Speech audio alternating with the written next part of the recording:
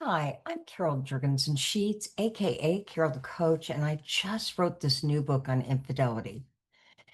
And what I noticed when I was working with couples that had dealt with terrible integrity issues, the partner always asked him or herself, "What's wrong with me? How did I miss the signs?" And I'm here today to tell you, you did not miss the signs. I mean, there may have been some marital issues, but you would never have thought that your partner would have gone to the extent that he or she did to cheat on you. And you certainly wouldn't understand, how could this happen to me? Because really, in today's world, with life being so busy, it's easy to miss something like this. It's easy to have missed the signs because you were going through the motions of a very, very busy life.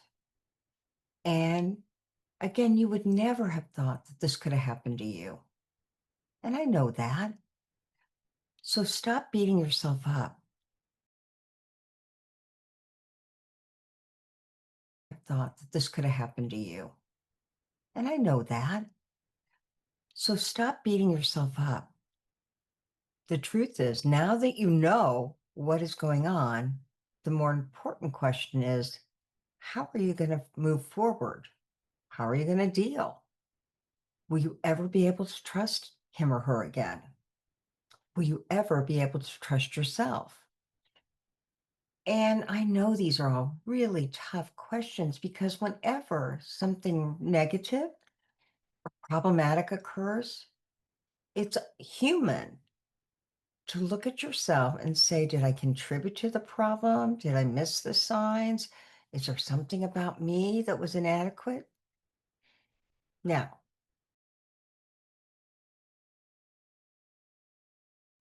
I want you to stand on your 2 feet and say, I am not going to go there. What happened to me. And now I get to decide, how do I handle it?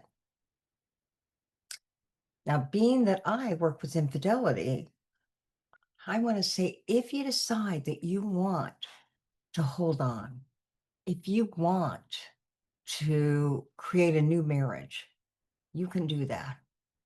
And you can do that because I've got the formula, if you will. I've got the procedural method to get you through the 2 phases of partner betrayal over there to restoration and post-traumatic growth.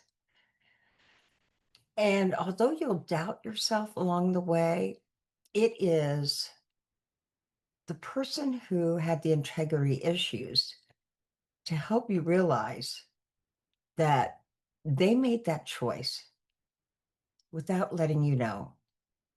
They made that choice without being honest. And now that you know, everybody can get honest and move forward if you choose to go that route. It's really imperative that you stand strong and say, what do I want to do? Now, you may say, but I don't know that the betrayer can change. I don't know if I have it in me to trust the betrayer again. I don't know if I have it in me to trust me.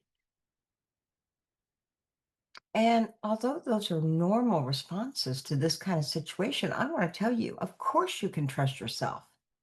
If he or she is working towards becoming a better person, sexual integrity, if you will. And that's why I like to call infidelity a sexual integrity problem.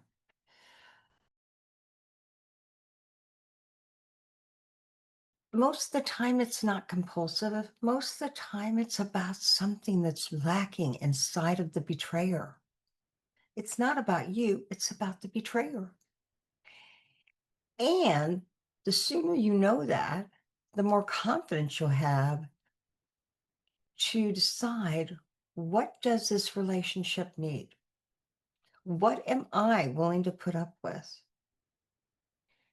Am I willing to move forward?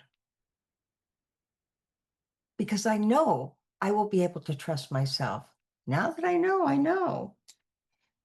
Um, and there may be some incredibly different boundaries from here on out that help everybody to feel more safe and secure.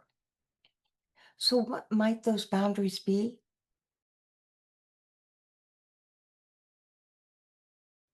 Those boundaries might be the betrayer may no longer be able to hug women. The betrayer may need to give you a whereabouts of his or her daily activities.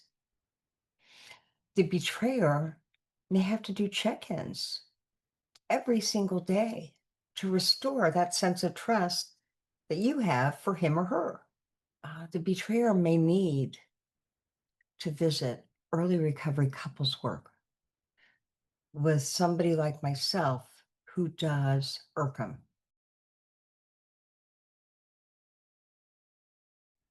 and uses that all important early recovery couples empathy model. See, we have about 3 important premises here. One is that the betrayer can help you heal. It will expedite your healing.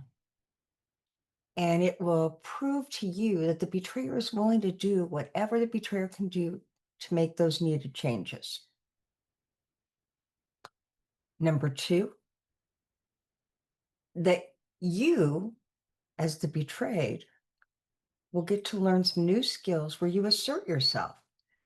You actually grow your confidence. You actually become more clear and direct about how you feel, what you believe, and what you want. And together, the two of you go after something called post-traumatic growth.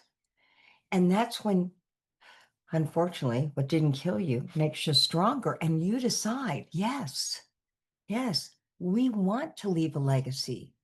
We want to create a mission. We want to give back. And you'll be helping yourselves as a couple to have a new appreciation of life, to be able to look at things and say, you know what, I am stronger.